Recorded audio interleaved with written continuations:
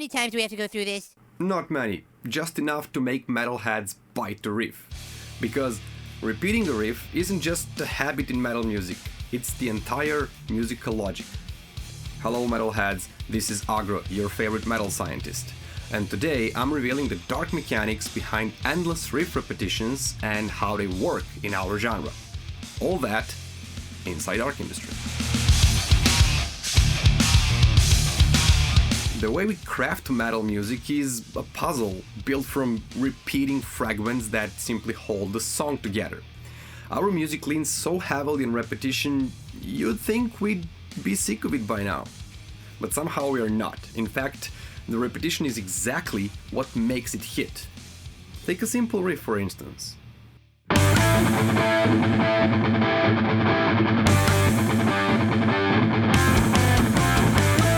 You can hear it. This pattern was simply made to repeat.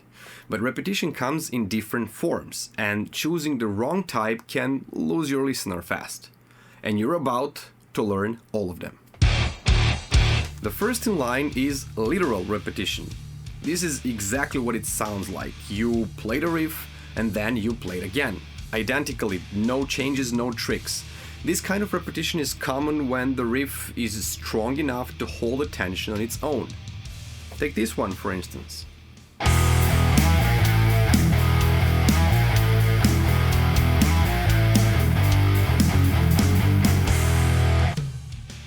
You see, this riff is so powerful that even the lame drummer in the background couldn't ruin it. It sounds so good that it gives the listener something to latch onto and enjoy exactly as it is. This jump down to tritone, pure metal. But don't take that for granted. Literal repetition doesn't mean that the riff slayed and now we're repeating it.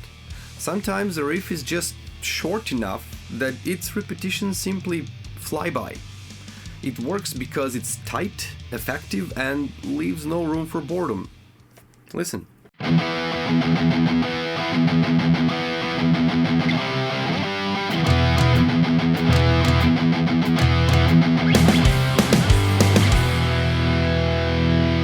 There, you heard it. Sometimes musical logic demands the riff stay unchanged, because that's what makes it work. Let me show you what can happen when I mess with that logic a little. I'll intentionally alter a part of this preceding Enter Sandman riff, and let's see if that would give it a better groove.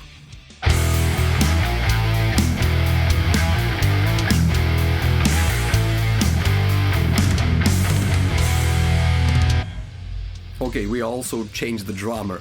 Sure, it doesn't sound bad, but was it really necessary to complicate it? When a riff already nails the feel, sometimes the smartest move is just to leave it alone. That's the logic behind literal repetition, simply let it be. Now, what happens when that is not the case? Let's see that, but before we do, I must kindly ask you to fucking subscribe!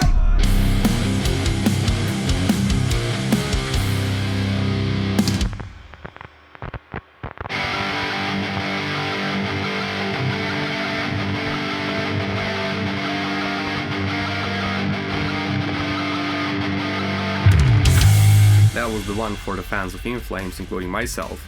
And this apparently isn't identical. You could hear that some parts of the riff got altered. The riff is reshaped to a certain extent to deliver something new, but still keep its core sound. This is called a varied repetition. The change is just slight, enough to make it different, but still close enough for the listener to link it back to the original. So you get it, similar but altered. Here's another example.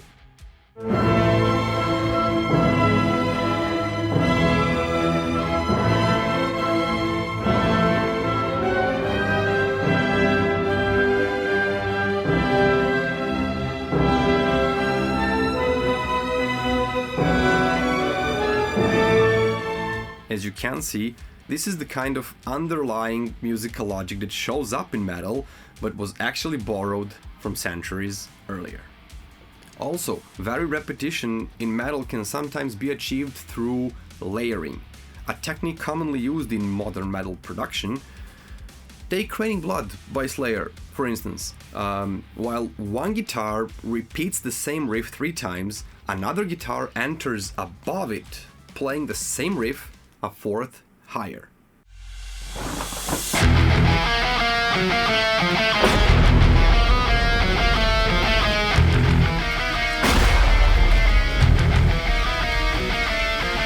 In Baroque music, especially in fugues, this kind of intervallic shift during motive repetition was called mutation.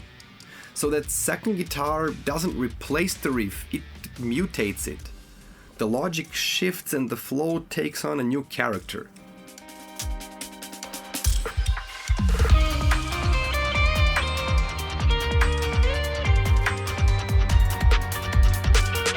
Personally, I love this kind of songwriting approach. When bands send me their materials, this could be one of solutions I'd favor. It's also something you'll hear often in Slayer's music. This is one of Carey's manners. So, if you're a player, incorporate that. Now, just to be clear, this term mutation isn't some widely accepted academic label. I coined it myself, but when I hit the 1 trillion subscribers, it'll definitely be official. But until then, it's a useful way to describe a very real thing. The bands I work with immediately get this difference between a regular variation and the variation that introduces new elements, shifting the sound further away from its original form. So that's what the mutation is. Oh, and those letters you've been seeing popping up, A, B, whatever. Well, I thought about explaining them right away, but then I figured you'd probably catch on. It's called motive analysis. We learn it at the Faculty of Music, but honestly, this is a pretty simple thing. So, if the core idea stays the same, you keep the same letter. If you vary that idea, you add a number, and when a completely new idea comes in, you shift to a new letter. In music, a sequence means taking a musical idea and repeating it from a different pitch. The riff basically moves like you're dragging it across fretboard to a new spot. Let me show you how that sounds.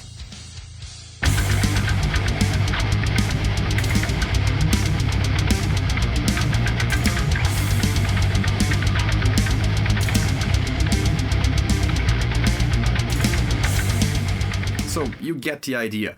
The riff is repeated on different pitch levels, depending on the underlying harmony, of course. In the example you just heard, the sequence moved somewhat randomly, unpredictably, shifting both up and down, but in some cases sequential repetition follows a clear direction, climbing or descending by a fixed interval. A great example of that is The Trooper.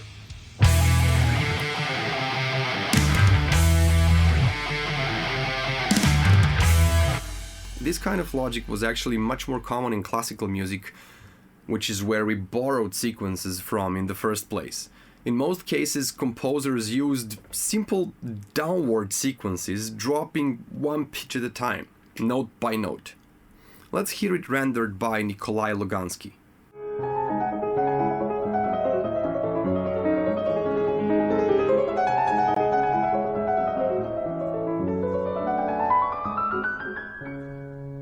I listened to Lugansky live twice. This man is a music machine.